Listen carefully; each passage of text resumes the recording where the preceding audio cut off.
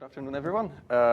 So my name is Adrian Grzedowski, and I will be talking about DNA biosensors and how we can use DNA nanostructures to address some of the current challenges.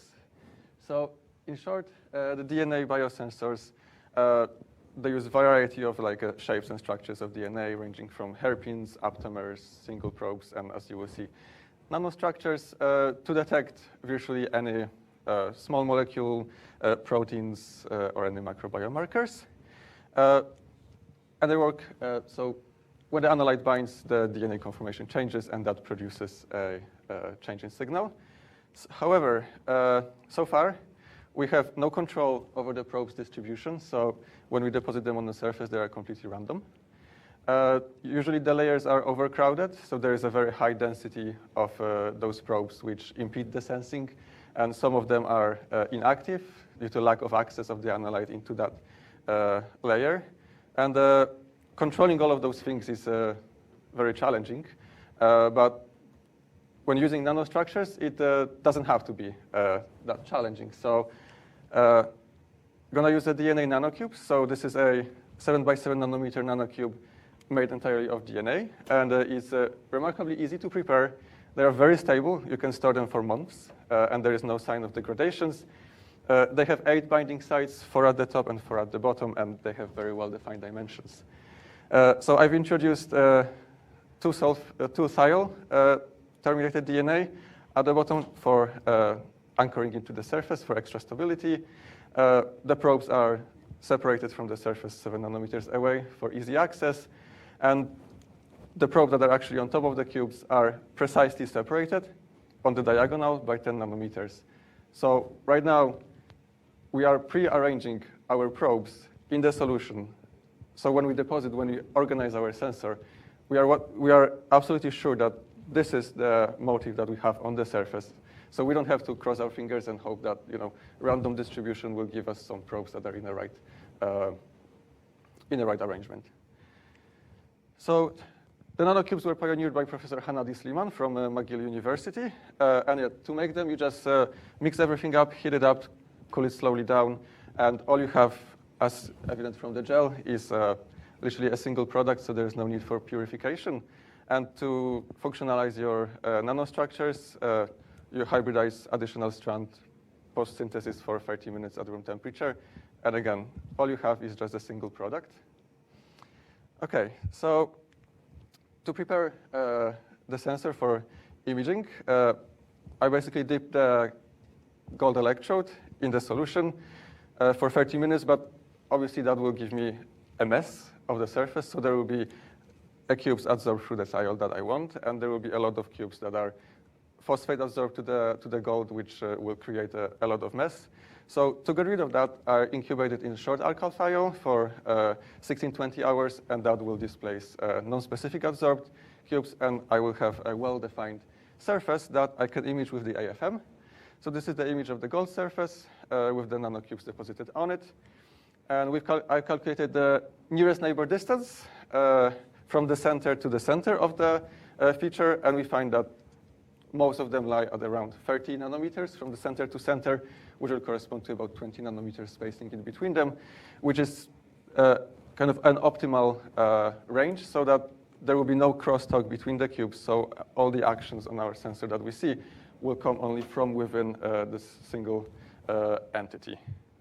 OK, so my probes on the cubes, these are fluorescently labeled DNA with a thread-compatible fluorophore. So they are spaced 10 nanometers apart, which is ideal spacing for the thread to occur.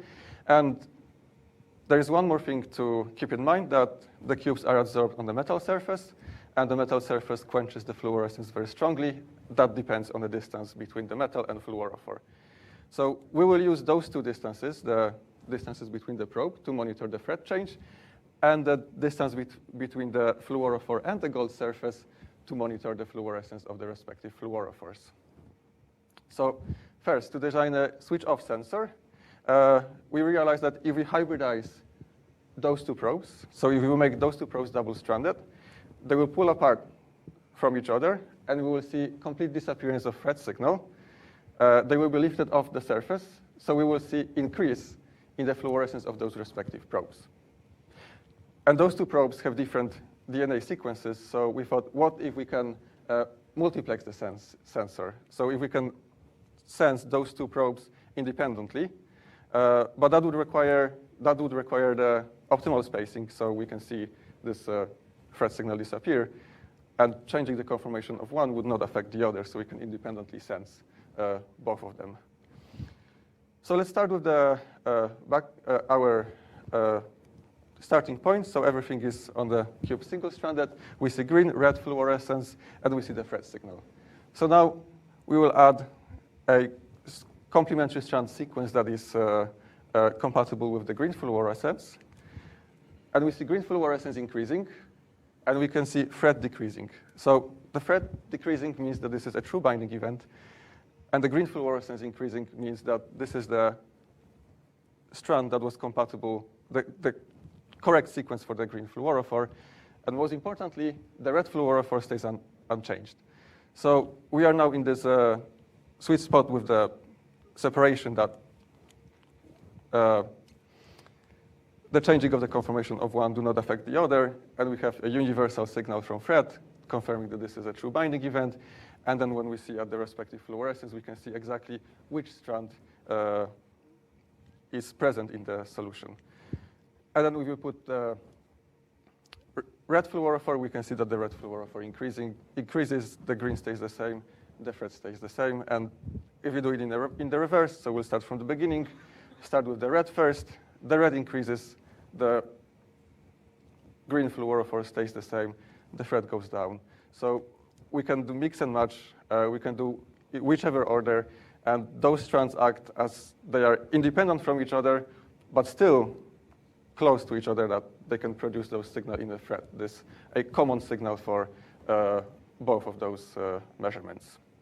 So we can go one step further and try some more bulky analytes and maybe change the mode of operation of this sensor. So we can design a switch-on sensor with a very simple modification.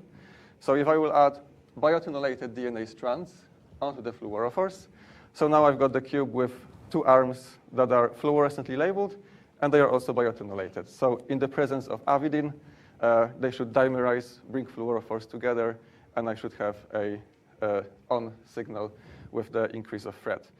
This is just a proof of concept,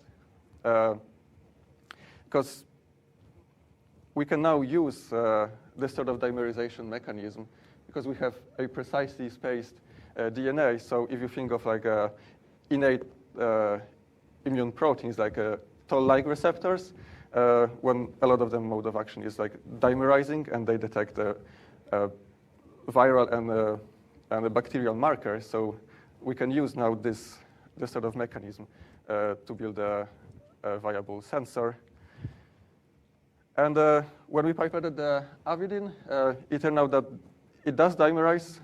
We see a huge increase in the thread signal, and what is also important, that it is very fast. So at the equilibration time takes only 20 minutes for full equilibration of the signal, whereas if you use a single probe without well-defined spacing, it can take hours for the signal to equilibrate and get a reliable measurement.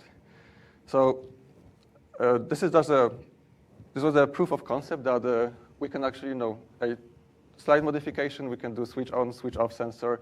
We can multiplex the measurements because the probes are spaced in like this exact fashion that they are independent, yet they produce all of those energy transfer signals. So in conclusion, the DNA nanocube provide a refreshing approach to design and engineer DNA biosensors.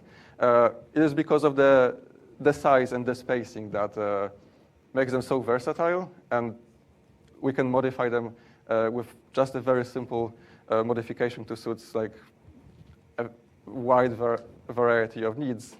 And they are very quick and very sensitive, so we can achieve very quick results with below 20 minutes of wait time. And I would like to thank my lab, Bisoto lab, especially our collaborators from the UBC Life Science and the mechanical glassblowing services and bioservices. Thank you. Once again, you had 8 seconds left. That was awesome. So we have time for questions. I have a question right away. What is your end goal here? What's your application? Are you going to be trying to detect things in blood, or?